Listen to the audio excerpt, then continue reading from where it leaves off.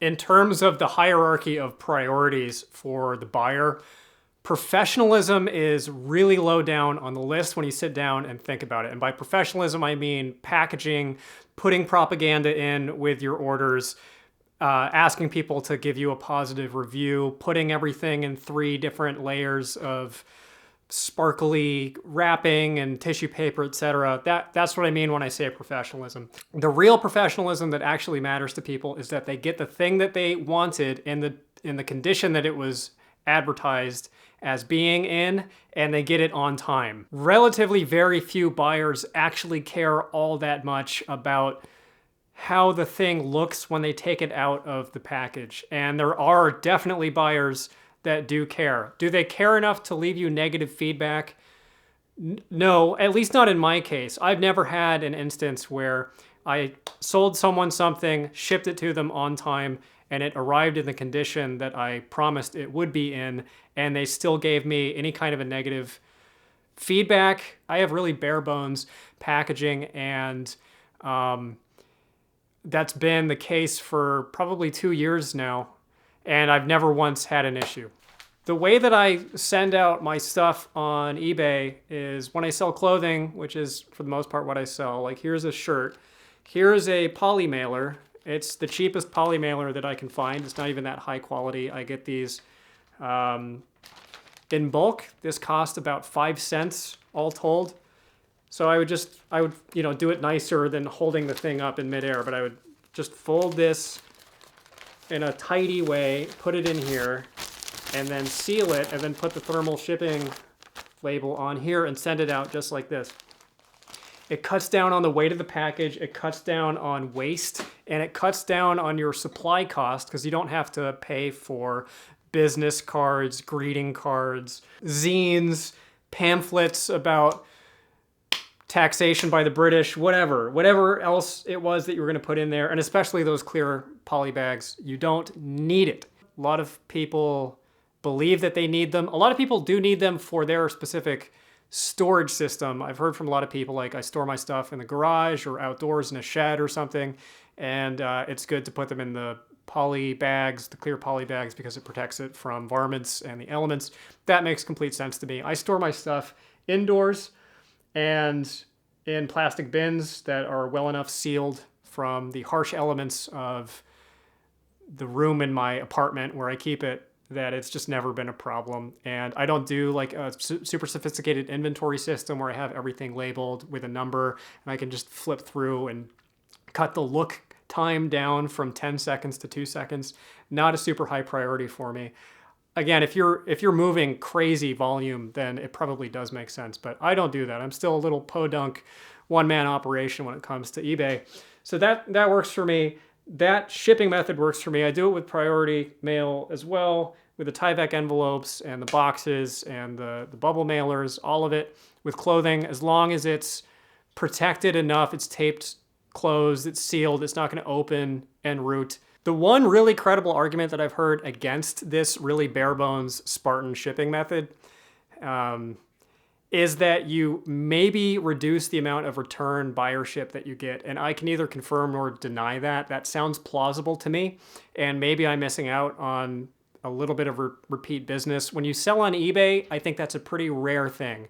It does happen. I think it's a relatively small percentage of your buyer base. It's mostly just one-offs. Definitely not the case on Whatnot. I have a ton of return buyership on Whatnot, but that's just a different animal. On eBay, it's a transaction between anonymous strangers. Poshmark is a little bit more persnickety, so there is a case to be made for doing some of this for Poshmark. I get the impression that some people get rubbed a little bit the wrong way on Poshmark, and also they're on a star rating system.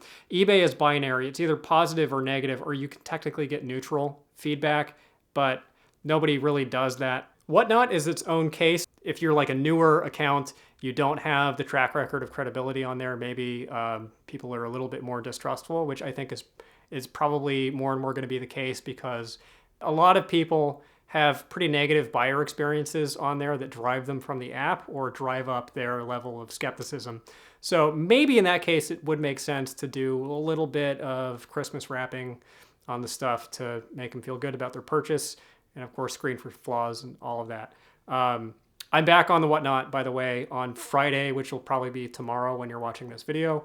At 5 p.m. Pacific, I'm doing another clothing auction. You also must ask yourself, if someone is gonna get a good deal on something that they want, it's gonna be shipped to them quickly and in the condition that they wanted, and they're gonna split hairs over the color of your mailer not being festive enough, or the thing not having, not being in a plastic bag. Is that the kind of person that you want to repeatedly do business with? Those are the kinds of people who potentially could cause problems.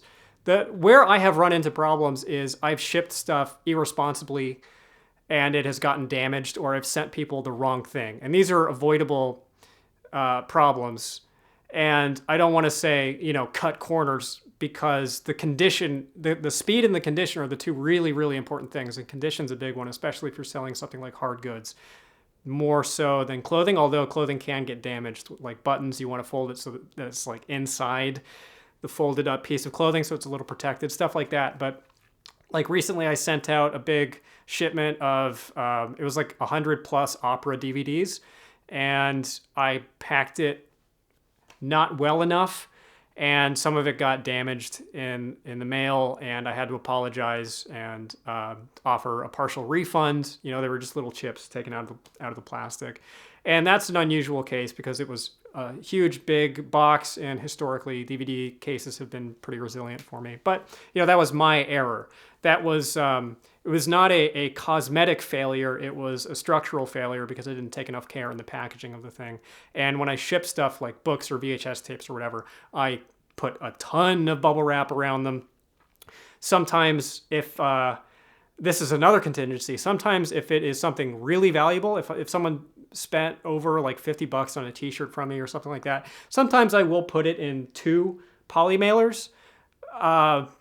That really is kind of almost a superstition. I don't think you even need to do that, but I think in those cases, maybe it makes sense just to cover your bases, just in case some freak thing happens in the post. Everybody has these horror stories about packages getting severely damaged. Never happened to me. Maybe I've just gotten lucky, but I think that's pretty rare. People like to take a dump on the post office, but every postal worker that I've met doing this reselling, the entire time that I've done it, has been professional. The post office has only lost a couple of packages for me, really ever. And I've never had a case, I think maybe once, I don't even remember. It would have been like once, twice tops, that there was an issue with the packaging getting damaged that was reported back to me. Maybe people just aren't telling me or whatever, but can only speak for my experience. And again, I'm sure there will be a whole anthology of horror stories in the comments section. When you really parse out what it is that you're trying to accomplish, when you're trying to look professional, you're trying to prove something either to yourself or to the buyer. Like, are you trying to convince yourself that you're a real professional reseller, or them? Are you compensating for something? Are you doing it because it's just a business choice that you feel will make you more money? Do you feel that it is good insurance to package this stuff with multiple layers of material because you're worried about it getting damaged? Or are you doing it because you think that you have to, and because you think that that's what the big boys do? On that front, think about it in this way. How many times have you gotten something that you ordered off of Amazon and you've opened it up and it has Hello Kitty wrapping on it, or it has a thank you card? Never, not once. There will be a little order form sometimes. I think I've gotten stuff without even that's just shoved in a bubble mailer.